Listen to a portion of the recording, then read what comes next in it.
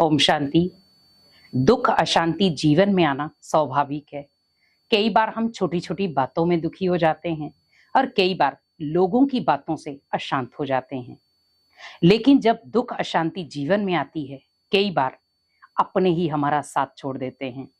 और बहुत सारे लोगों के साथ ये हुआ भी है कि जब जब आप दुखी होते हैं, अशांत होते हैं, अपने भी आपसे किनारा कर लेंगे और आपको दुखी और अशांति रहने देंगे। उस समय अपना सहारा किसको बनाएं? जीवन में दुख आना कर्मों की पहचान है, क्योंकि अगर हमने पूर्व जन्म में भी कोई गलत कर्म किए हैं तो भुगतान तो हमें भोगना पड़ेगा, और अगर हमने जीवन में श्रेष्ठ कर्म किए हैं तो कर्मों का फल भी लेना पड़ेगा। लेकिन कई बार हम कहते हैं कि बार बार भगवान हमें दुखी क्यों करता है? पहली बात, भगवान कभी भी हमें दुखी नहीं करता। दुखी करते हैं हमारे कर्म जो हमने किए हैं, क्योंकि हमने बीज बोया है तो फल भी कौन खाएगा? उसको काटेगा भी कौन? हम ही। जब बीज मैंने खराब बोया है तो फल भी तो खराब ही आएगा। अगर बीज मैंने अच्छा बोया तो फल भी मुझे अच्छा ही मिलेगा। वैसे ही कर्म है, हम जैसे कर्म करते हैं वैसे हमें उसका हिसाब किताब मिलता है। अगर मैंने किसी आत्मा को दुख दिया है तो क्या आत्मा आपको सुख मिलेगा? नहीं, तो कहीं ना कहीं हमें भी दुख मिलेगा। अगर मैंने किसी शांत आत्मा को अशांत किया है तो कहीं ना कहीं मेरे जीवन में भी अशांति आएगी। तो अब मुझे इन दोनों चीजों से बचना है, दुख से भी और अशांति से भी। तो मुझे क्या करना है? तो आपको ओनली ये दो कर्म करने हैं जिससे आप अपनी जीवन के दुख भी मिटा सकते हैं और अशांति को भी खत्म कर सकते हैं। उसके लिए पहला आप ध्यान रखें, क्षमा भाव रखें। क्षमा करना सीखें और क्षमा देना सीखें, क्योंकि जब आप किसी भी आत्मा को क्षमा करना सीख जाएंगे तो ऑटोमेटिकली आपके मन से बहुत सारा भार खत्म हो जाएगा। क्योंकि बहुत सारी आत्माओं के साथ आपका कार्मिक अकाउंट है और बहुत सारी आत्माओं का आपके साथ भी कार्मिक अकाउंट है। तो कहीं ना कहीं वो दुख या अशांति देने के लिए आत्माएं आ जाती हैं। आप उन्हें बुलाते नहीं हो, लेकिन कई बार आ जाती हैं। हम कई बार कहते हैं कि मैं तो इस आत्मा को जानता तक नहीं था, पर ये आत्मा आकर के मेरे जीवन में इतना दुख अशांति क्यों दे रही है?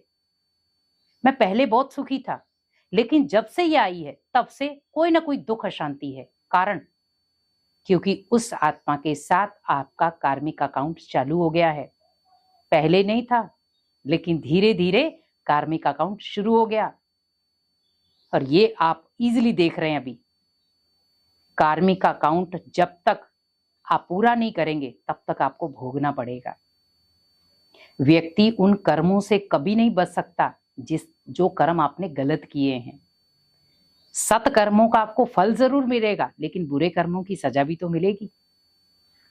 तो अब मुझे क्या करना है? अगर किसी आत्मा को आपने दुख दिया है तो उन आत्माओं से आप बड़े प्यार से सुबह उठकर, जिसको हम ब्रह्म मुहूर्त या अमृत वेला कहते हैं, उठकर बड़े प्यार से उनसे क्षमा मांगे। अगर आपके जीवन में बार बार दुख आ रहे हैं, बार बार अशांति आ रही है, आप चाहते हैं मैं सुखी बनूं लेकिन नहीं हो पा रहा, तो आप यही समझ ले कि ये मेरे कर्मों के हिसाब किताब है, बहुत कड़े।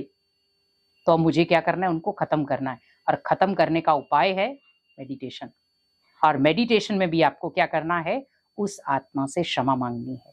जितनी भी आत्माओं को आपने पूर्व जन्म में दुख दिया है या इस जन्म में, तो आप क्या करो? बड़े प्यार से उनको मेडिटेशन के माध्यम से उन सभी आत्माओं से माफी मांगो। और जैसे आप सभी आत्माओं से माफी मांगेंगे तो आपको खुद लगेगा आप बहुत हल्का महसूस कर रहे हैं, आपके मन से बहुत भार उतर गया और आप बहुत इजी हो गए। और दूसरा आपको क्या करना है? हमें शक्तियों का दान देना है। क्योंकि अगर मैंने क्षमा उनको दे दी, मान लो सपोज मैंने उन आत्माओं से क्षमा मांगी, लेकिन अगर किसी आत्मा ने आपके साथ भी कुछ गलत किया है तो क्षमा कर दो।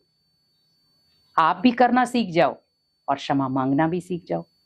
कई बार हम कहते हैं मैं क्यों माफी मांगू किसी से? नहीं, कोई छोटा नहीं हो जाता, पर हल्के जरूर हो जाते हैं। तो क्षमा कर दो उन आत्मा को। कि वो सब निर्दोष हैं, किसी का कोई दोष नहीं।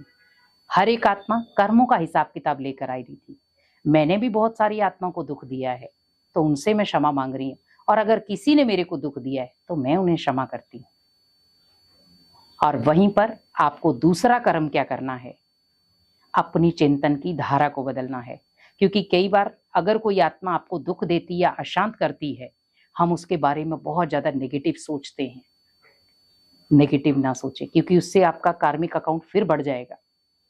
वहां पर उस आत्मा के लिए चिंतन अच्छा करें कि आत्मा बहुत अच्छी है, इसके साथ अब मेरे जितने भी कार्मिक अकाउंट थे धीरे धीरे खत्म हो रहे हैं।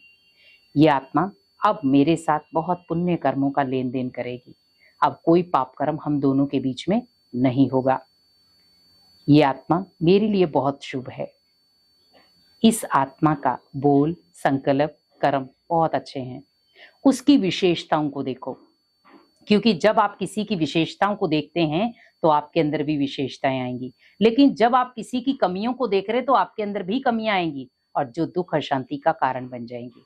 तो हमें कोशिश यही करनी है कि हमें किसी की विशेषताएं देखनी है, कमियां नहीं। क्योंकि विशेषताओं का चश्मा अगर आपने पहन लिया तो कमियां कब खत्म हो जाएंगी आपको पता भी नहीं चलेगा। इसीलिए दुख अशांति से बचना है तो आप इन दो कर्मों को शामिल करें अपने जीवन में, और आप हमेशा के लिए दुख अशांति से खुद को बचा सकते हैं। ओम शांति।